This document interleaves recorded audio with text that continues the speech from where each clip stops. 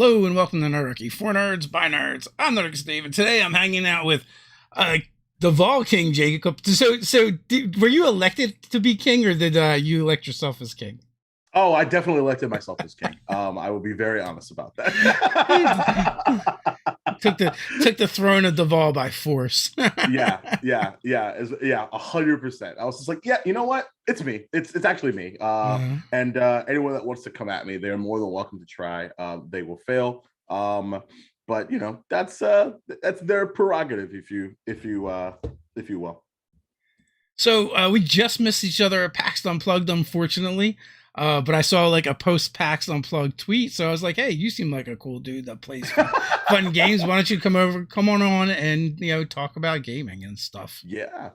Thanks for having me. Yeah, it's funny because I was looking at my phone and I was just like, we were getting ready to leave the expo hall. And I'm like, are they right over there? I really should swing by there. And then I ADHD'd and I forgot. Oh yeah.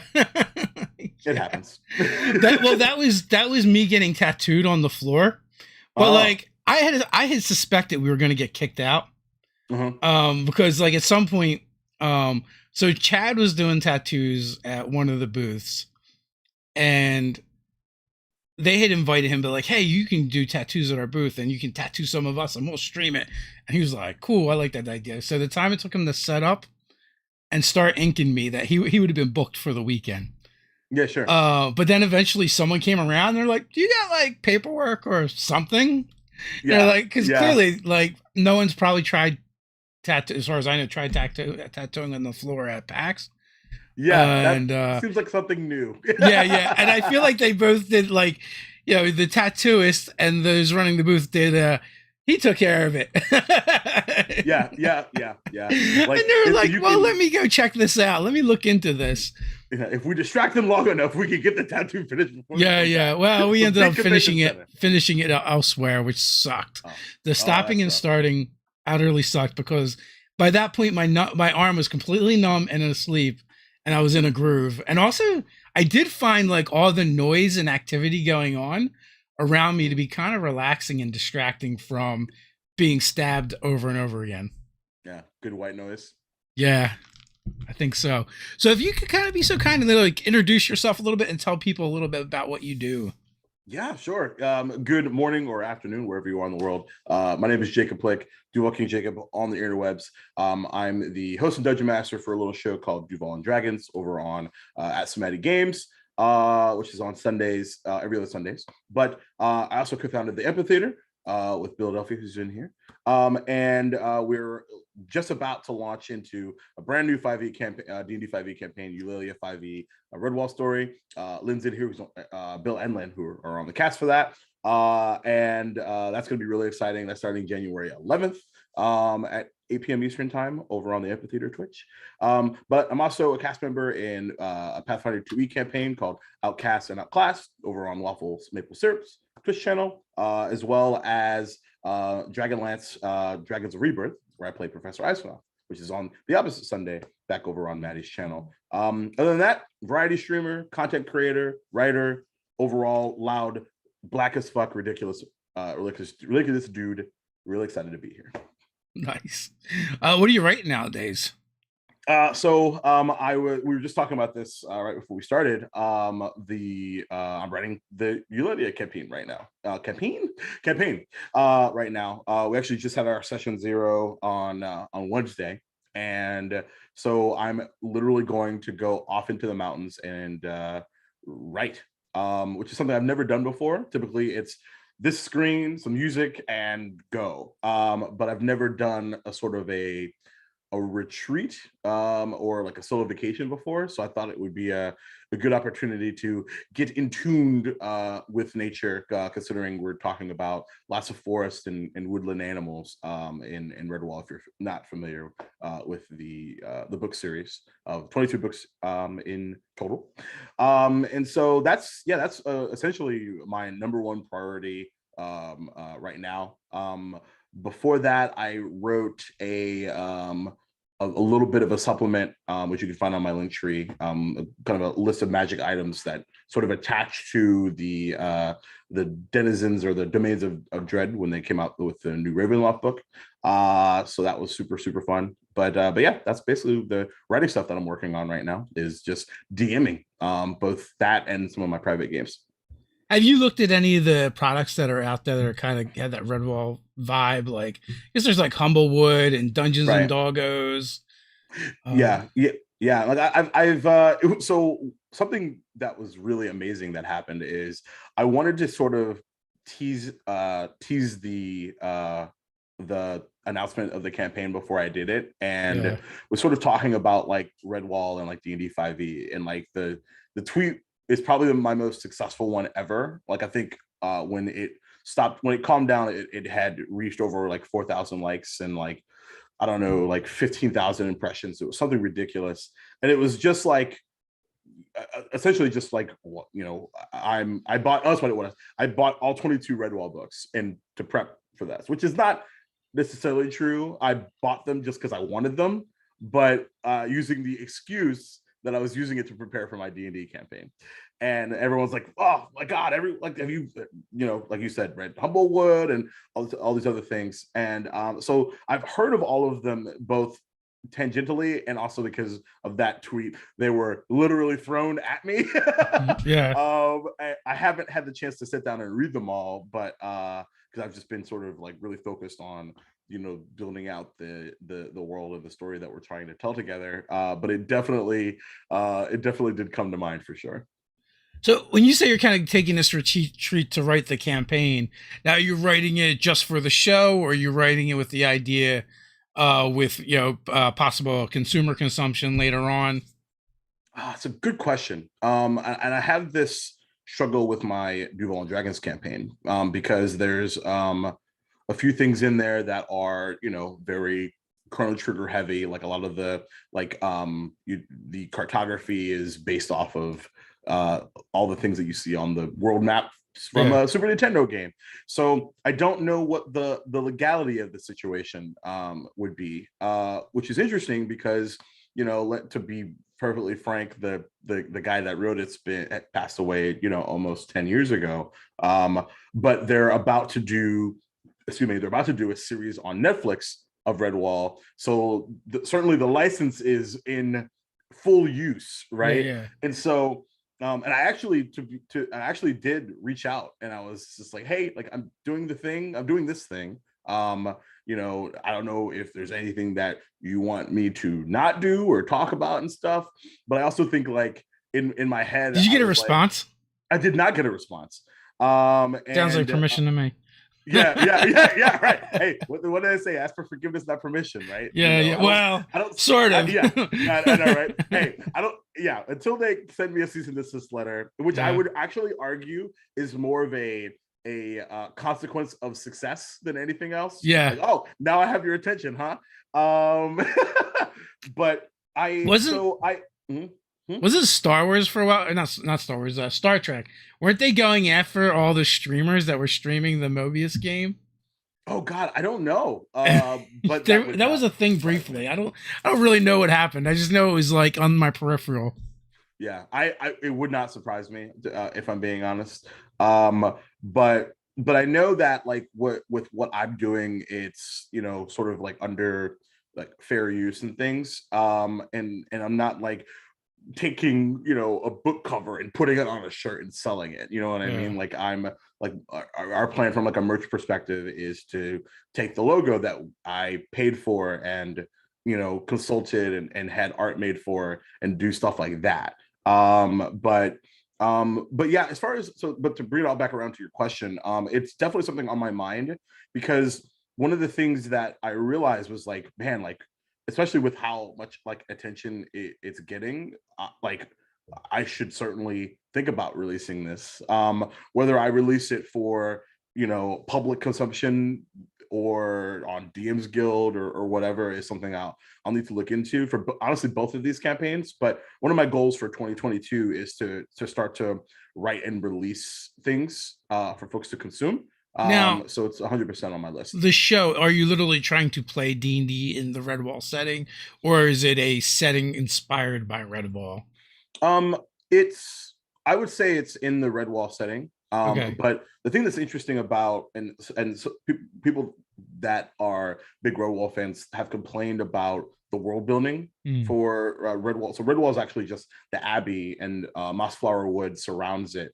And there's a lot of emptiness, and which is like perfect for a D&D campaign, because I can poke and add and subtract and move shit around and stuff like that. So I still have the ability to make it my own. I would still say that it is in the Redwall setting proper. Like, for example, the our campaign will be picking up a couple of hundred years after the last the events of the last book. So what's really great about that is I've got 22 books of history that I can absolutely play with, from a lore perspective, if I want to, and pull in, or not at all, or create a bunch of new stuff if I want to. And then I'm just using like Redwall as the landscape of the painting we're trying to put together, if that makes sense. Yeah, absolutely. Although I did learn something. I didn't know that Netflix is working on a series for that. Yeah, yeah, yeah. Like I sort of like this has been in my back pocket for about a year or two. And then like that announcement happened, and I'm just like, really? Like, that's interesting. It didn't like force me to do it sooner or anything like that. Yeah. This was just it was just like time to do it. But it's also like, damn, like, is there ever going to be a better fucking time to do this, when people are going to be like, what's this? What are a bunch of rodents fighting with like really pretty swords and stuff? What is this Redwall thing? Let me go read these books. There's a D&D campaign happening right now. And so bing, bing, bing, bing, bing, and all of these things tie together. Yeah, yeah, you can jump on the coattails and ride the wave. Yo, straight up. Nice. So do you play non-D&D games? I do. So I mentioned Pathfinder a little earlier. I've actually played a couple of I think it's like the fourth edition of Star Wars for some charity streams. And I really, really like Vampire. I've not played enough of it. I've played a couple one shots. Mhm. Between us and the internet is definitely something on the docket for the amphitheater in the new year, whether that fits into 2022 or later. We'll see. But yeah, 100%. I'm down to roll dice with anything and everybody. I'm more interested, truthfully, in the story we're trying to tell, and I love role playing, and we're just resolving things with whatever dice we're doing Now and you had modifiers. mentioned earlier you're kind of like you're a forever DM, Yeah. and that kind of pushed you into the interwebs looking for other people that actually run the game, and to know that you weren't the only one. Yeah. Um, do you prefer playing or running?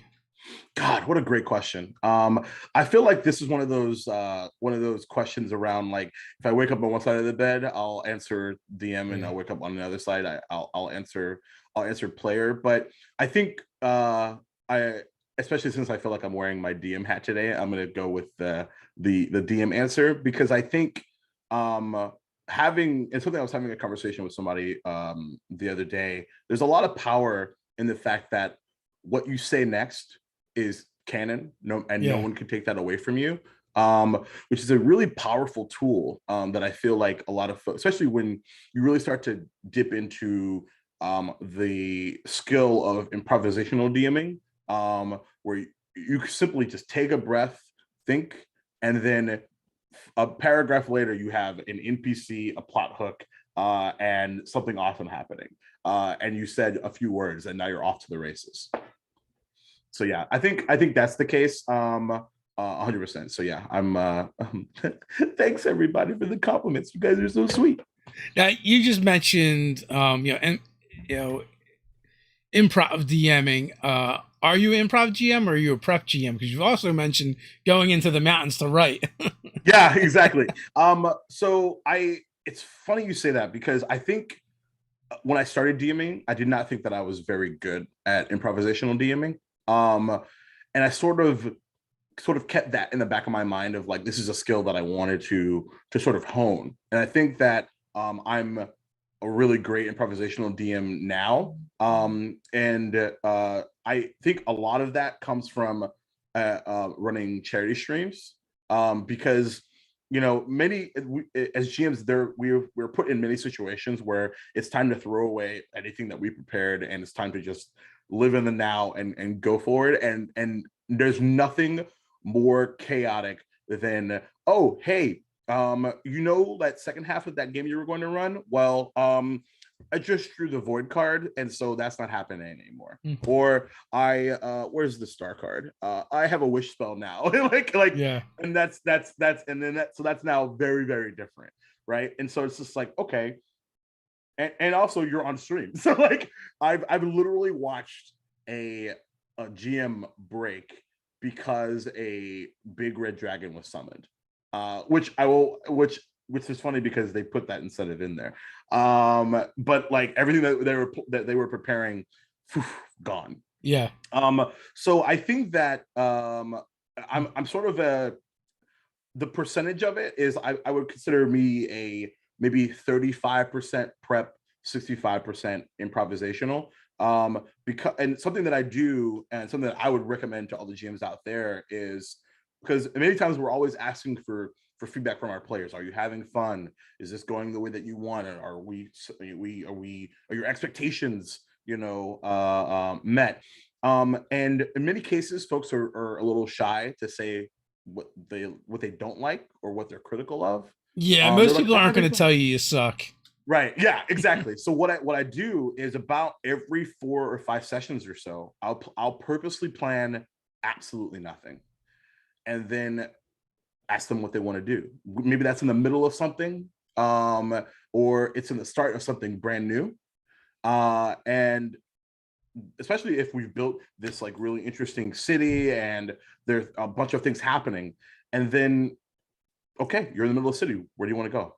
You want to go? You want to do a pub crawl? Let's do a fucking pub crawl. You want to go find some work? Let's go find work. What's on the board? Let me find out. That kind of thing.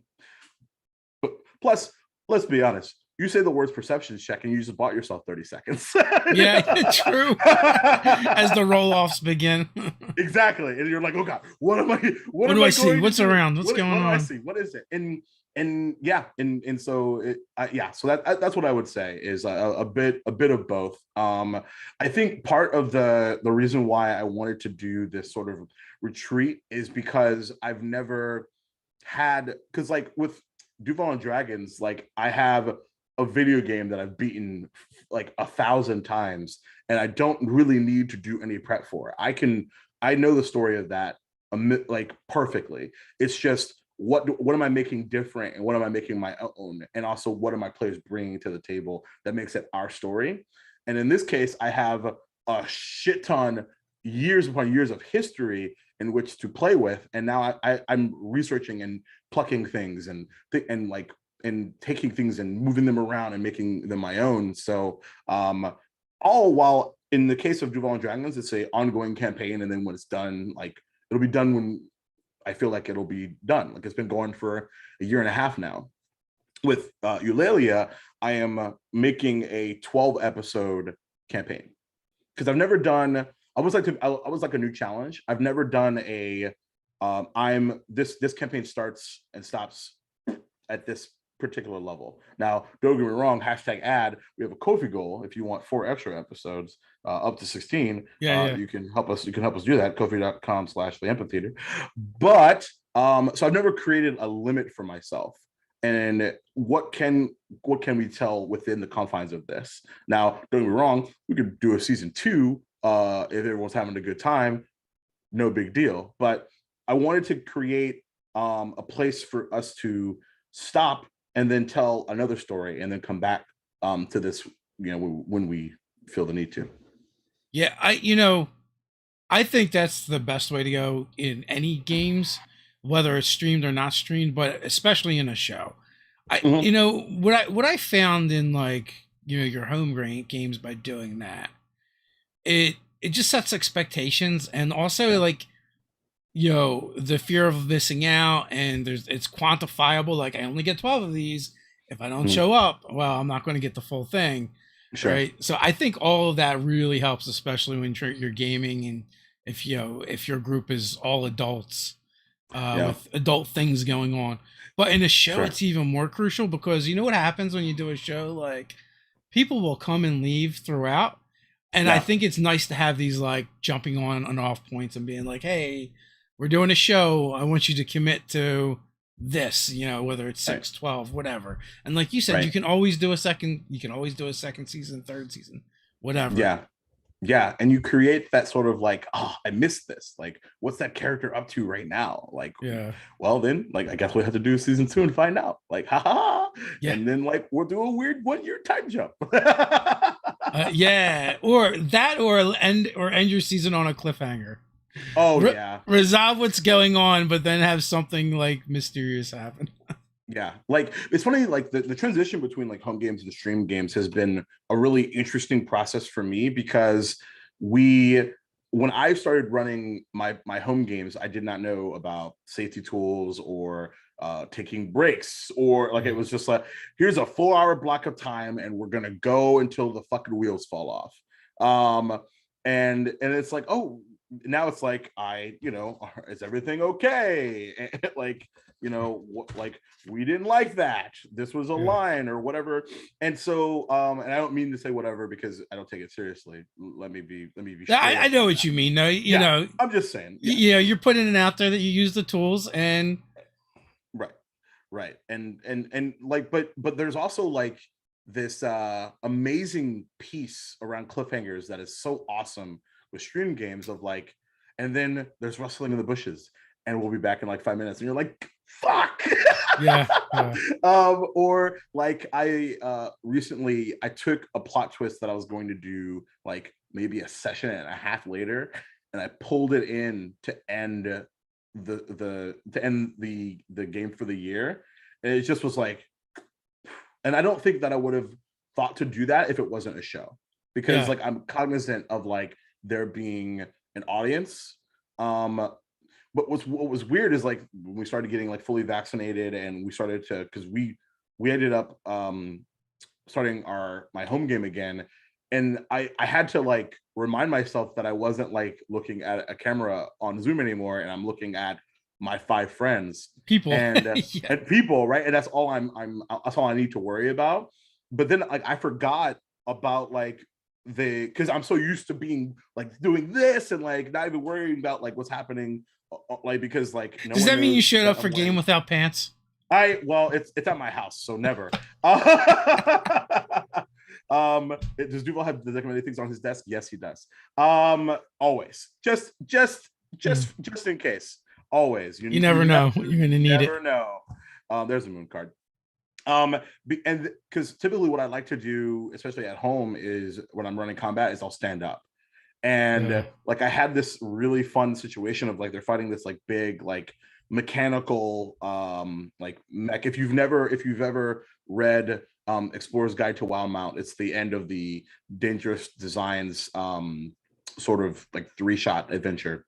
And there's this guy in this big mech, and I've tweaked a few things, and I'm standing up, and this particular boss has the ability to grapple after he strikes you, and then if he does that and grapples you, he can use his bonus action to throw you. And so I'm standing up, and he crushes one of the characters, and they go unconscious, and then he like NBA like behind the back, whoop, like over his shoulder into the furnace, and I literally watched the table stand up and like fucking lose their shit. And I was just like, all right, we're all here. I didn't like I was like, but I have your fucking attention though. Let's play. Yeah. Did that character survive? The character did survive, but it changed the dynamic of that fight because they were having a good time and they thought they were winning, and then in one fell swoop, everything changed, and now they're on the defensive. Yeah. And so it became this like really dynamic encounter that I'm really really proud of, because now it's like, oh, and oh god, because then he's unconscious. He starts to sink, loses a death saving throw, and everyone's like, ah! And so so the cleric runs over and like actually worked out really well because like I forgot what class this is, but there's a class ability that allows someone to switch like spots. And so like someone switched with the cleric, so the cleric was closer, so the cleric could heal him, grab him, pull him out. And so yeah, it just was like good. They became a team finally. Yeah. And that was a group of individuals until that moment. So it could not have gone better. Nice. Was that like the finale? For that particular arc, Yeah. that was because this was we decided to start a new campaign, and by we I mean hey Jacob, we don't want to run that 2.5-year campaign anymore that we ran 6 months ago. We want to do a new campaign. And I was like, oh right, you're asking me to write something new, you fucks. Okay, cool, great. Again, this is the forever DM stuff. Dance, monkey dance. Yeah, right. Right. Exactly. That's how it feels sometimes. Sometimes.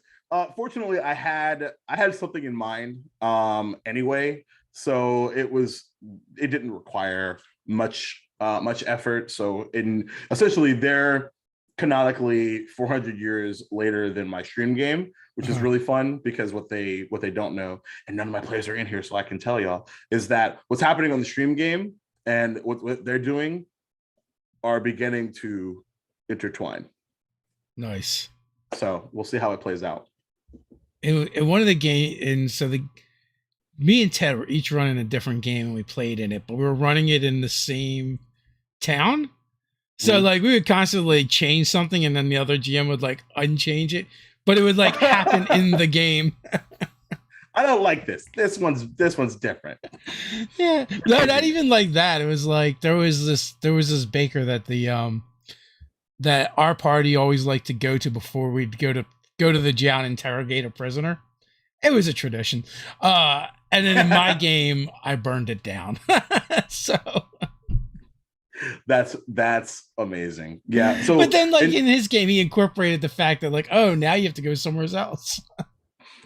So did is it like a canonical, like you just kind of like tag in a new DM and continue telling the story? No, there were two separate groups. Oh right, okay. Some of the players are crossing over, but for the most part, there are two separate groups. And it was funny because the game that he was running, he had started it, so like that party had solved the first like adventure, and they became the heroes of the town.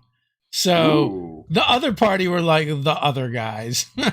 So well, to be fair, let's be honest. Everyone that's in the other party is going to think the other party is the other guys, right? It's yeah. Yeah. We're not team B, we're team A. Yeah, so it's funny, but the other ones, they knew because they didn't get medals from the mayor. Oh, yeah. Oh no! So it was definitely like that. So like one team got Return of the Jedi, and one team. yes, yeah. So it was kind of funny because also like the groups like leaned into it and had fun with it. So it became a natural, healthy rivalry. Yeah. Also, it made sense. It wasn't planned this way, but the group that became the heroes of the town were a lot more serious than the other group. I mean, the other group, one of the characters was based off Falcor the Luck Dragon from Neverending Story. Two of the players were playing Goblin Juggalos. Okay. And I didn't know what a Juggalo was before that. And then I started researching it, and it just took my appreciation for the humanity as a species to a new low. Ooh. I didn't think it was possible. That's so like because I was actually watching a documentary on like Insane Clown Posse and Juggalos and stuff like that. And like I get it because like I literally like I am just a person that runs on passion and being very loud about that. Like, Yeah. what do you mean you don't play Dungeons and Dragons? Come here. So I get it 100%. Like, I respect like whatever people like, love what you love loudly and proudly. As long as it doesn't hurt anybody else, Yeah. which it's, you know, in some situations it definitely has. And those characters were bonkers. Like, Yeah. they had the entertainer backgrounds and there were clowns. They're on a quest to find the Fayglow. The Fayglow. Yeah, What the is that? Fayglow. Hold on. I know that word. Isn't that a drink? It's the soda that That's, the juggalos all drink. oh my god. I was like, I know what this is. And they were like, and they're the in-game, their characters were always high and doing drugs. Like, we had, so they went to investigate this and scout out this manor that was in the country. Mm-hmm. And they sent them first because they were like rangers and rogues and the stealthy characters. But then they got there, they're waiting for the rest of the party. They're bored. So they start capturing little woodland creatures and getting them high and then chucking them over the wall. I had already planned an evil druid encounter. But it turns out I didn't need an evil druid. I just needed a regular druid. You just needed a regular druid of like, stop fucking with my friends.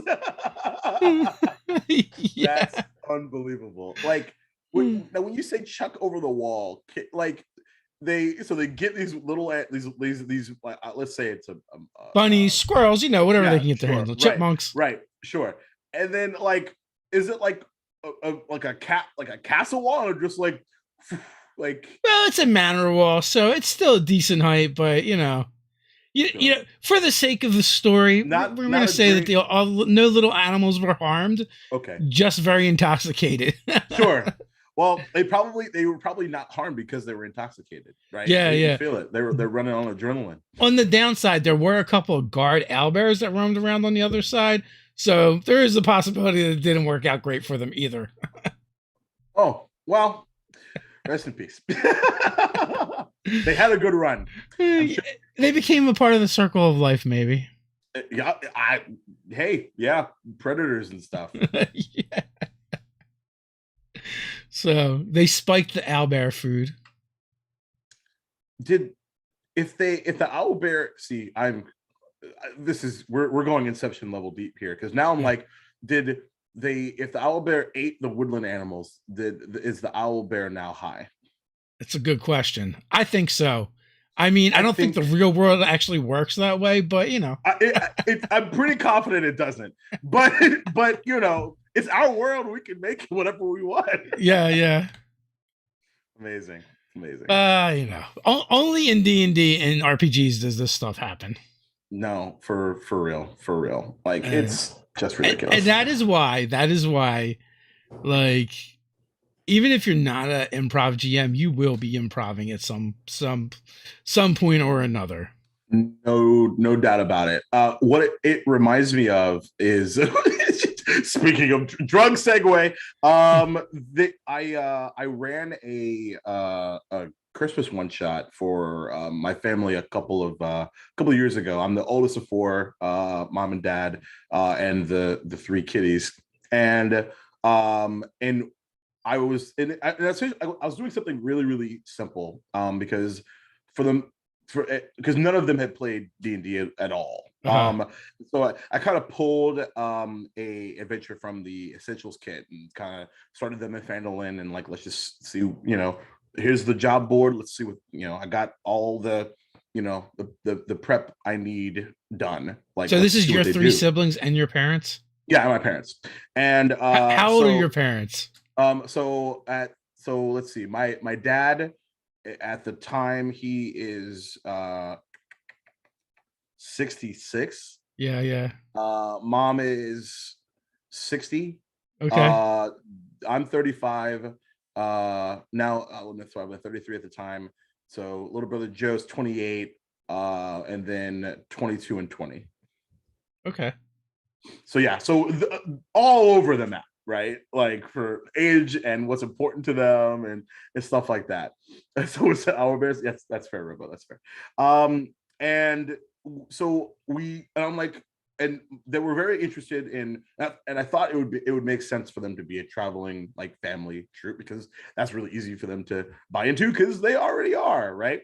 And so and my dad is the head of the family. I said, Dad, what is the name of your traveling troupe? And he looked at me deadpan and with a grin and goes, we are, oh, my dad has a really basic voice. Son, he calls me Son One. Son One, we are the Mellow Mushroom Brigade. Now, for those of you that aren't familiar, Mellow Mushroom is a pizza restaurant which is surrounded by psychedelics from a marketing perspective, and everything on the walls is psychedelic. And my dad is like a straight edge as they come from a drug perspective. He won't have more than a beer or two ever. And I was very much taken aback.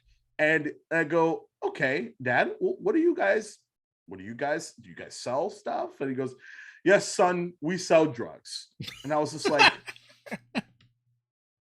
and it was such a good life lesson of like D&D, you could do and say and be anything. So my nearly 70-year-old father decided to become the head of a family of drug dealers, something that I never thought was ever going to be possible, ever. Yeah. Now, I will say the game went fairly well. I think my mother didn't get it at all. Yeah. So she kind of checked out pretty early. And my dad's favorite part was, son, I just really liked that you did all the voices, all the little voices. And I'm like, cool, Dad, thanks. Nothing to do with the adventure, just because I did a dwarven accent kind of good. But my little sister has gone, I actually ended up running a mini campaign for her and her college friends, and now she's playing in like 2 other games now. So I'll take that as my mission accomplished. Oh yeah, absolutely. If you can run a single game for a group of non-gamers and you get one of them to stick, that's a success. 100%. I know like people get angry about the gamer spouse, right? That's not really there to game, but I never did. And I like, my perspective on that is like, you know what? Even if they don't care about the game right now, at least they're being exposed to it. Maybe it'll stick, maybe it won't. Maybe they'll be exposed to it later in life again, and then it'll stick. You just don't know. You have no idea. Just be open, right? Yeah, for real. My dad did go Heisenberg. Yeah, it was.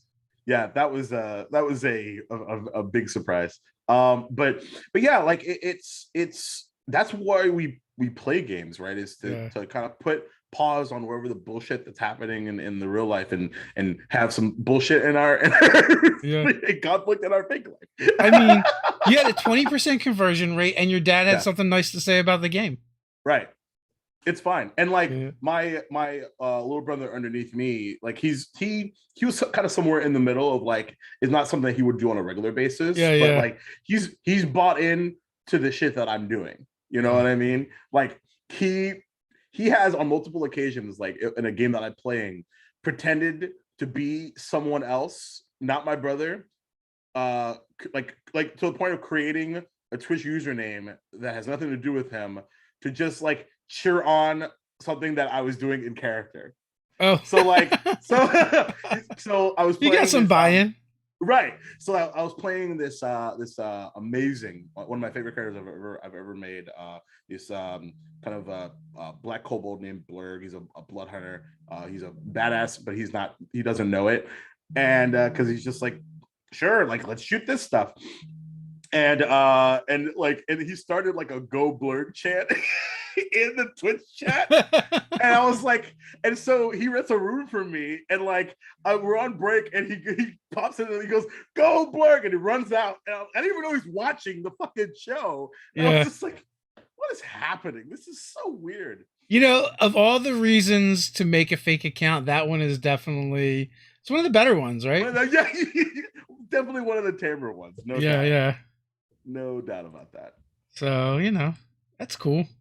I mean, you know, it's weird, right? Because, you know, I've been playing this game probably since like my tweens, early teens. And for the first half of my life, I would never talk about gaming. Like, I remember being in my 20s or 30s, and I would rather think people thought I was snorting blow off a hooker's ass than rolling funny shaped dice and Sure. making silly voices. Right. Anything but, Yeah. right? No, for It, real. it wasn't until much later I was doing Nerdarchy, and it was getting closer to the point where I was going to start doing this full time, that Mhm. I started talking about it with like on construction sites, right? Because I was doing road construction at the time, like Mhm. with the sweeper driver or the guy that was actually owned the construction company that was, subbing us, that we're subbing for. And like, you know, the thing that they got and took away from it was like, wait a minute, there's this thing you like to do, and you can make money doing it, because I think like that's when it becomes like real for people, and Mhm. it's not, it's kind of like starts to shake some of the stigma. Yeah. Yeah, no, for sure. Because especially since like I grew up, we were talking. Many people are very familiar with like the Satanic Panic, but I had a Yeah. very different sort of take on or experience on that, because I wasn't a big D&D person. I really only started playing TTRPGs about 5 or 6 years ago, just after kind of hearing it through the grapevine. And then like my buddy Sean ran a Disney Pathfinder like 1E campaign that I was like obsessed with. Played for Yeah. like almost a year, and then like right when that it was end, like in the middle of that is when like I found out about like Critical Role, and so it just sit and like I when I like something, I really like something, and so I want to do it like all the time.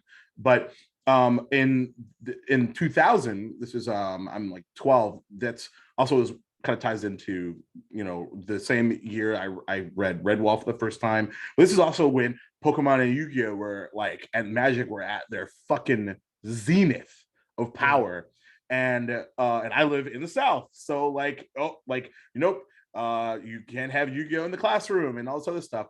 And it's like, and I really wish that parents would understand that the minute you ban something, you make it fucking super cool. And Yeah. now we're Yeah. gonna do it behind your back, and we're gonna do everything in our power to figure out and find out how to play it more. I actually ended up playing this like small like kind of a LARP of I what at the time I called the Guru game, but I think it was actually like a weird version of Werewolf the Apocalypse, and which I was obsessed with back then too. But it's really weird to take like those things and the things that we were like quiet about, that we were obsessed with, that we would be bullied if we said anything, and now we see them on television and video games and multi-billion-dollar movie franchises. I'm specifically talking about the Marvel Cinematic Universe, and the fact that there's a Dungeons and Dragons movie that again that actually might be good this time. Maybe Um, I'm like holding my breath. yeah, me too. Me too. Like I'm not. I'm. We'll wait and What do you see. think a good D&D movie is? Like, I think that's the real problem. Is it's so hard to define. Like, Yeah, what is quintessential D&D? yeah, and the thing is like, and what lane is that in, right? Like, Yeah. because you can really talk, because you could say that the entire series, except for the last like season because it was terrible, of Game of Thrones would be a great D&D campaign. You could say that you could take Game of Thrones out and you could tie in really any piece of media and make or TTRPG in general, and put that in, Yeah. um because it's what makes a really good D&D campaign is that narrative ebb and flow, while also having those downtimes to do those pub crawls that we were talking about, and have those like character moments and like things that are important and plot twists and things like that. That's all what we see in most media anyway, right? It's just the difference is to resolve things, we're rolling this guy. That's the difference. But the power of this is that anything can happen, versus this is a script where in 4 seasons this character dies or whatever it is. Because this character could die by owlbear in session 2. That was my first player character death as a DM. Session 2, owl bear. Fun fact. Nice. We have a video of the funeral somewhere on my Facebook. So, are you playing any non-stream games? I am. Well, yeah, I'm playing in one another Dragonlance game that is off stream, but in that same Dragonlance world. And then I also mentioned the game that I run, which is 400 years post, where my Duval and Dragon stream game is, and so those worlds are going to intertwine at some point. I would love for that to be a ridiculous 12-person like one shot at some point. Nice. The logistics of that sound terrifying, but fuck it, we'll do it live. Yeah, 12 is a lot. Yeah, it's probably too much. I will probably have a co-DM or something. Some fools gave us a castle to run D&D in one time. And so we had 3 different tables that we brought together for the final session, and did like the big boss battle, which was an undead elder brain that had like 8 shield guardians shackled to it. And then like the shield guardians had the fronts of them kind of like cut out, and different NPCs that the players had interacted with throughout the adventures were stuck into the shield guardians, kind of fueling them. And that was crazy. So we had 3 DMs, and we each had like different responsibilities to coordinate it. But yeah, the final battle took like 3 hours, and it took so long to get through a round. I'm glad we did it, but never again.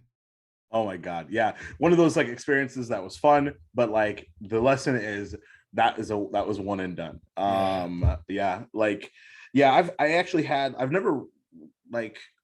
run a game that long. Well, of course I run a game that's 3 hours, but I'm trying to think of I've definitely run a session of combat that was 4-ish, 5-ish hours before. Yeah. But the one that I played in that was almost 6 hours was the final battle of this Pathfinder Disney campaign that I was talking about. Had a lot of Kingdom Heartsy type stuff, but essentially like the roles were flipped. So like all of the Disney princesses were actually part of a hag coven, which I thought was really, really unique. Oh, that's really fun. Cool. They're all the bad guys. Yeah, they're all the bad guys. And so like Disney's been mistreating us for a long time. Yep. Never again. So, like, you guys feel guilty for winning in the end? Not at all. And I'll tell you why. So like we're like helping like Jafar and like Gaston is like Gaston and Beast are like in like werewolves, and like Pinocchio is this weird like mechanical like horrific awful. But the way that it ended up working is we would start to like take out like each princess, like or something would happen, and eventually they all passed, or they were killed, and they all by their deaths all summoned Maleficent. That's what. So I realized 2 things. One, that was when it was revealed that they were a hag coven, and then I realized, oh my God, we're gonna fight Maleficent, which means we're gonna fight a fucking dragon to end this motherfucking campaign, and I am so ready, because everyone remembers their first dragon fight. This one was mine, and how it ended up. So this is a year-long game, and me and my buddy Ryan had. Are you familiar with the fastball special?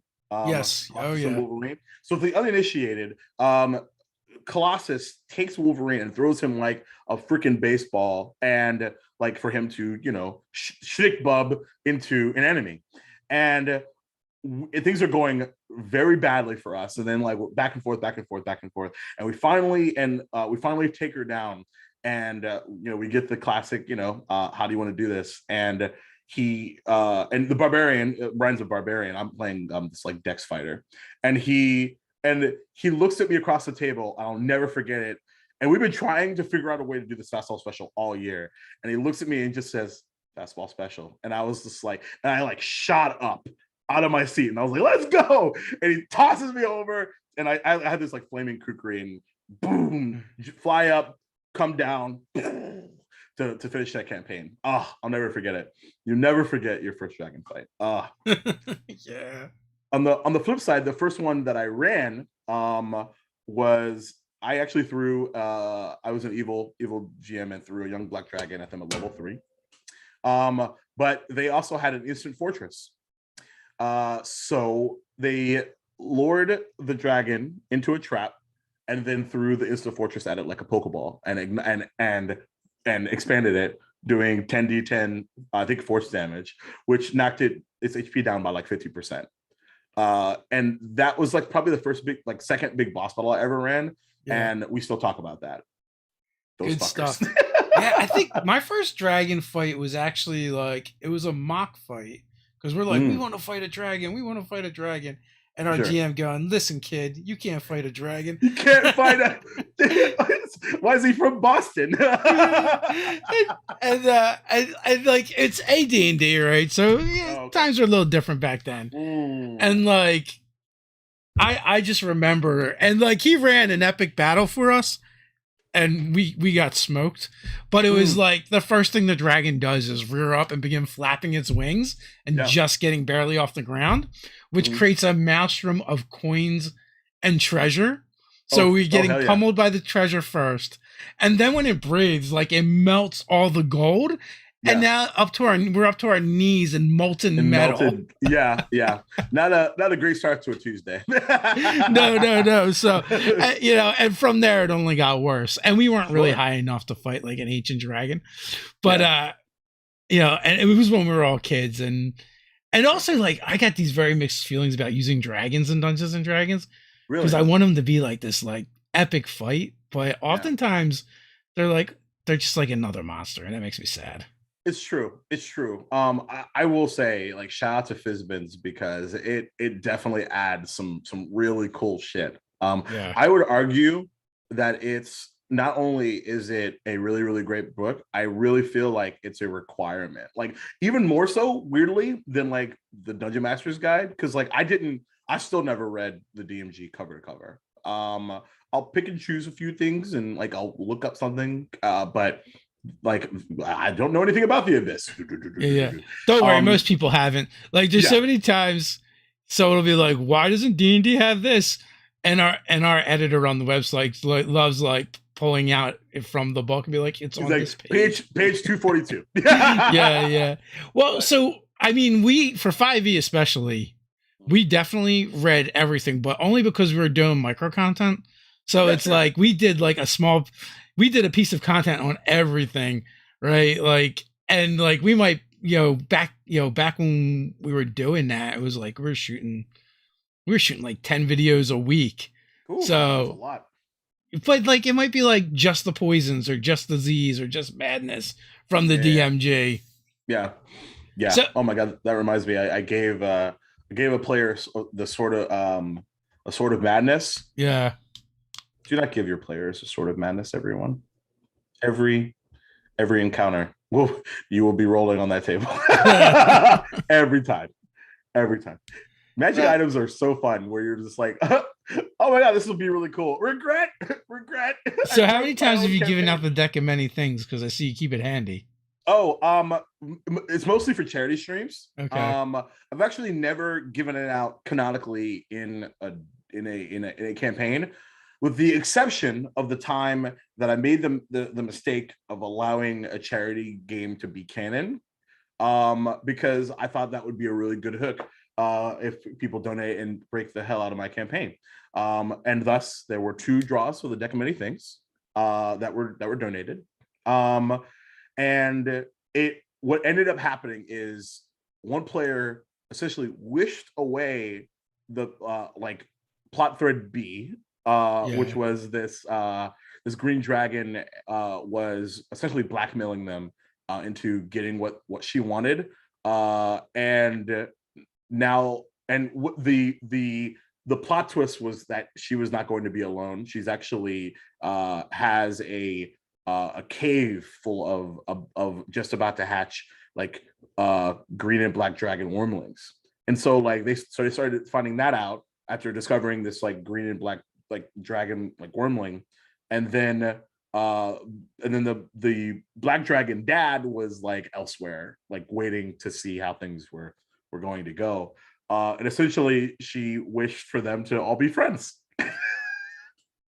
So now they have they're friends with a green and black dragon family, and now they're the black dragon wormling that was traveling with them to keep an eye on them is essentially, and she's a monk, is essentially her familiar now in a weird way. And so that was fun. And then the other one that was pulled was the petitfling sorcerer, as we like to call him, because he's half halfling, half tiefling. Drew Donjon, and I sent him to Avernus because one of their party members that had left them in dire states was a warlock with a patron of a pit fiend named the Collector. And as they've now found out, so I can tell you, and was like, I've missed hanging out with you all, so I'm glad to have you. So now your friends can come find you, and then so I was like, cool. Now I've lost a story arc, and now I've gained one. Yeah. Right. And then in a panic, someone donated to give him the amulet of the planes, to give him the ability to plane shift. And I was just like, and there it goes. And so then keeping in mind that he wasn't a high enough caster, but I treated it like it was like a scroll. So I had him, roll I think it was a charisma check for it, and he made it. So he got the fuck out of there. And so I was just like, all right, that happened. No regrets though. It's fine. There's other ways. It's for charity. Yeah. There's a lot of things that you can do. A lot of people are like very scared to put the deck of many things in, or like big ancient dragon fights or whatever. Like, here's the thing, and this is a good example. Because people realized that they were about to get their shit wrecked, people donated more items to counteract, and thus everyone wins because the charity makes more money and everyone wins. Nice. Yeah, deck of many things is perfect. There's actually even there's a couple that I put together that are specifically for like charity streams that like don't have like the void card or something like that in them. But I still like to play expert mode sometimes because it's fun to like, take an NPC, and I think the rogue card is the right one. Suddenly they're coming after you.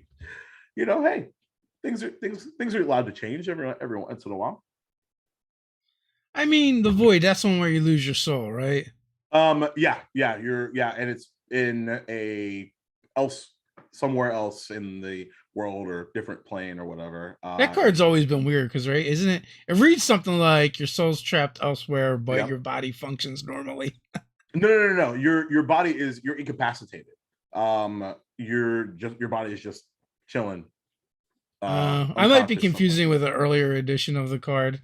Yeah, because your body is where it is, and like someone can do a wish spell to figure out like where you are, and stuff like that. And I remember in the early days we've dropped a lot of decks of many things and broke many a campaign.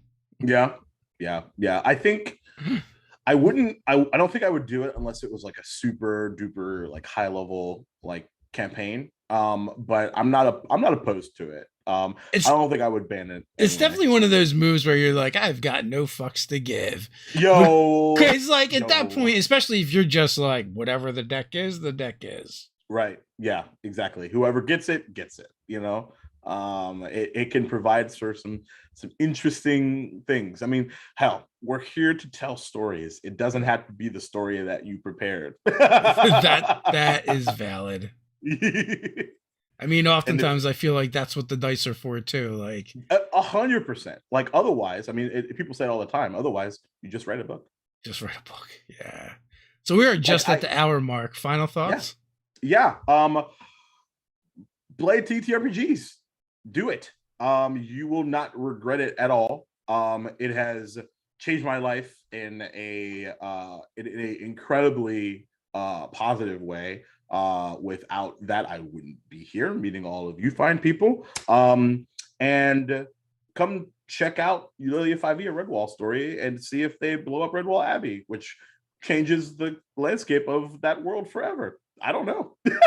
What are the chances? If your players don't blow something up, are they even playing D&D? Let's be honest, yeah. And yeah, you can find me on the Twitters, and the link tree is on there and has all the other stuff that I'm doing. And it's in the I've never done this on YouTube, so in the description down below. Yeah, yep. As always, links are in the description down below. Yes, indeed. But yeah, Dave, thank you so much for having me. Thanks for coming on, Jacob. It's been great chatting with you. And until next time, everyone, stay nerdy. Stay nerdy.